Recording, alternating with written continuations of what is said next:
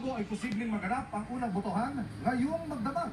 Ibig sabihin, posibleng magkaalaman na mamaya kung meron ng bagong Santo Papa. At live mula sa Vatican City, nakatutok si Connie Sison. Connie!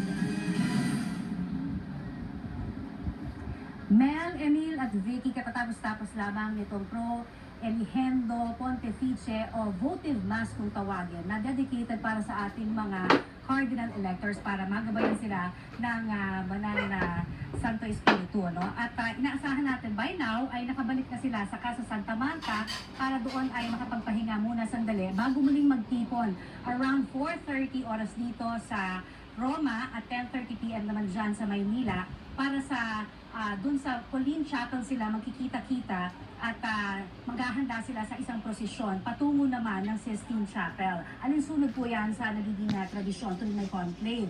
At once nandun na sila sa Sistine Chapel, ay inaasahan naman na magsisimula na ang botohan.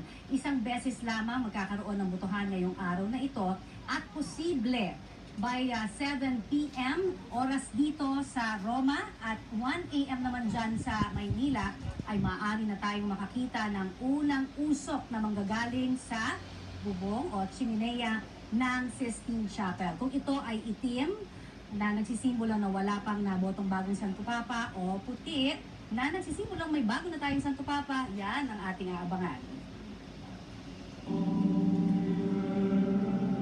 Alas 4 ng hapon, oras sa Pilipinas, na magbisa sa St. Peter's Basilica.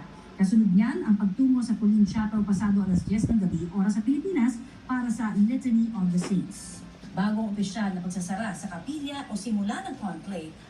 Dahil sikreto ang sagradong tradisyon ng pagpili, kinakailangan pang lagyan ng film ang mga bintana ng Sistine Chapel at kabitan ng mga jamming device para tiyak na hindi makakasagap ng cellphone signal.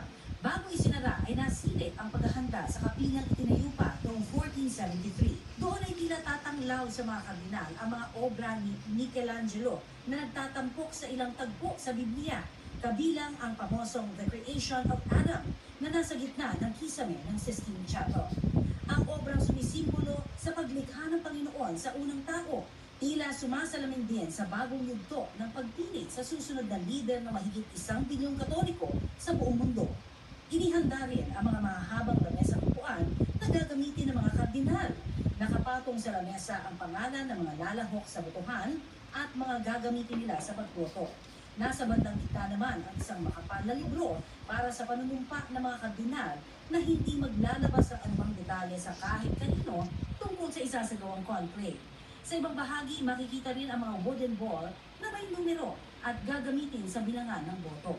Handa na rin daw ang maliit na kwartong diretsuhan ng mapipiling Santo Papa ng 2/3 o mahigit pang kardinal elector na kung tawagin ay Room of Tears dahil sa dami ng mga naluhang dating Santo Papa sa gitna ng pagninilay-nilay nila sa mabigat na responsibilidad na iaatang sa kanya.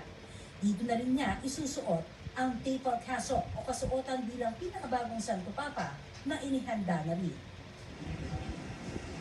Bago ang mga ito ay tinalakay ng mga kardinal sa ika-12 at huling kongregasyon nila ang mga reformang ginawa ni Pope Francis at dapat ipagpatuloy. Kabilang dyan ang legislation on abuse, economic issues, the Roman Curia, synodality, work for peace at care for creation. Nanawagan din ang College of Cardinals ng kapayapaan at permanenteng ceasefire sa gitna ng di umuusad na panawagang kapayapaan sa Ukraine, Middle East at iba pang panig ng mundo. Kaya binigyan din nila ang katangian ng susunod na Pope na dapat ay magdadala ng pag-asa sa panahon ng digmaan at karahasan.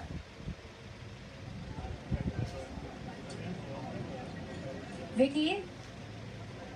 Yes, Connie. Naku, excited na kami rito. Talagang aabangan namin yung susunod na mga kaganapan dyan, Connie. Maraming salamat sa iyo, Connie Sison.